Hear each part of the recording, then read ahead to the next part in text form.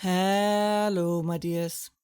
My name is Joanna, and I welcome you to the Johanna Taconis, the Deconstruction of C-PTSD podcast. In this episode, we will talk about being tired, something basically everyone who deals with PTSD is familiar with. You feel tired, low on energy, or lazy, depending on perspective. But there is a good reason for it, and you probably shouldn't be too hard on yourself. So let us talk about it.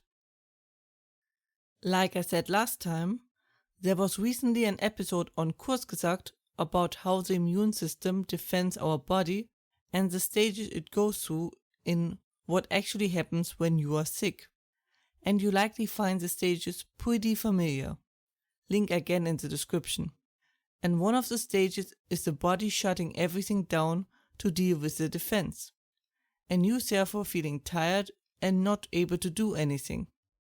It also touches on the topic of scars that remain, but I talked about that last time. But the shutting down is really a universal response of your brain, diverting all possible energy to defense. Similar to many Star Trek episodes, redirect all energy to shields, or the military pulling their forces together if they are being attacked. It is about shifting and rearranging priorities. Energy and resources are just limited, so you have to use them wisely.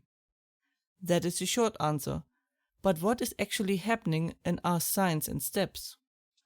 And what is the best way to behave? We first talk about how to know it is happening, then where the energy is needed, then what you shouldn't do, and then what we can do. So first, how do we know it is happening? That we are not just being lazy.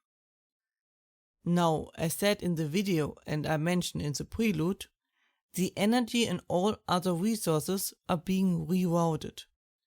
That means you are at work, at least somewhere in your body. In case of sickness, it's your immune system that is fighting the invaders. But in this case, it's your brain that uses it. Therefore, the signs are a bit different than with laziness. You, for one, can feel like you have barely any energy to do anything, and you usually wake up like this. It feels like being an almost empty battery all the time. Thinking is hard, and everything becomes easily too much, and you feel overwhelmed, even by things that really shouldn't overwhelm you and often haven't before. This is the strongest hint, the emotional load. If you were only lazy, why would you feel this way? This usually shows by being unable to deal with emotional content, be it reading books, dealing with other people's emotions, videos, or your own emotional issues. The system is just overloaded in that area. Which leads us to the question, where is all this energy needed so badly that it makes us not really fully function as a human anymore? Well, there are several possibilities, but it boils down mostly to either prevent or minimize incoming damage, or to repair damages. Ever had to turn down the music to be able to park better? One part needs so much energy, it pushes the other parts to the side or reduces them to a minimum. That's because trauma is huge, like an oversized load delivery, and the brain isn't usually built for this. This is also why we are stuck on traumas, and why I said the discovery that traumas are actually many small parts was such a game changer. So to take a bite out of this huge thing or to dissolve a big chunk of it, the brain has to make space for it and reroute energy.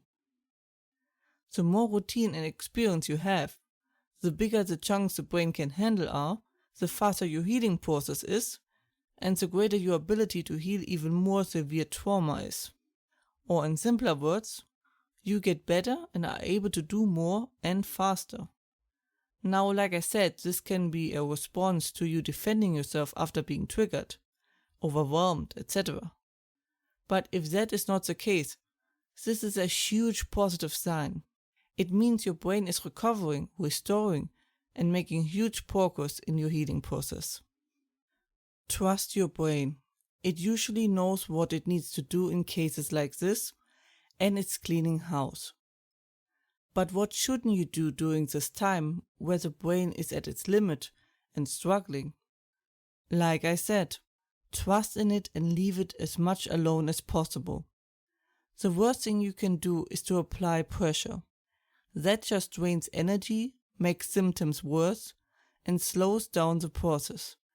I know it is hard. I still make this mistake sometimes to this day, even though I know better. But you do get better at it with time. It is also important to not ignore warning signs by your brain that you are reaching your limit. As the system is at its limit, it is easy for you to get sick or have a rather unusually strong reaction to things. Slow down and relax, so the brain can be done as fast as possible. It is really counterintuitive and goes against every of your instincts. But to move faster, you have to slow down. The same goes with shortcuts. It is best to take it step by step, even if there seems to be an obvious answer to you. Some paths take very weird turns. Which leads us to, what can we do? Well, let's talk about actively helping your brain. With more experience, you better understand your brain and can communicate with it. With the subconscious section, basically, to keep it simple. If the brain is stuck, needs information or a new perspective, it will nudge you towards a specific topic, video, person, etc. The better you communicate with that section of your brain, the better you can exchange this information and the process is faster. For example, I can solve things in days which used to take me weeks to months. That is just a normal development of the skill of listening to your body and learn from its responses and signals. It also helps realizing all kinds of warning signs better and earlier. I can talk about that in greater detail. It's something you need to develop along the way. What is also very helpful is to have your day planned out. What you do, even if only roughly, and what you will eat. This way your brain doesn't have to waste energy on that. Otherwise, the best thing you can do is relax as much as possible, and with things that take as little concentration and energy away as possible. If they are fun and therefore refuel, even better. Maybe a silly little chat.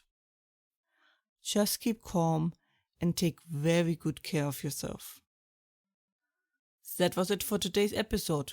I hope you found it helpful and that you are safe and well.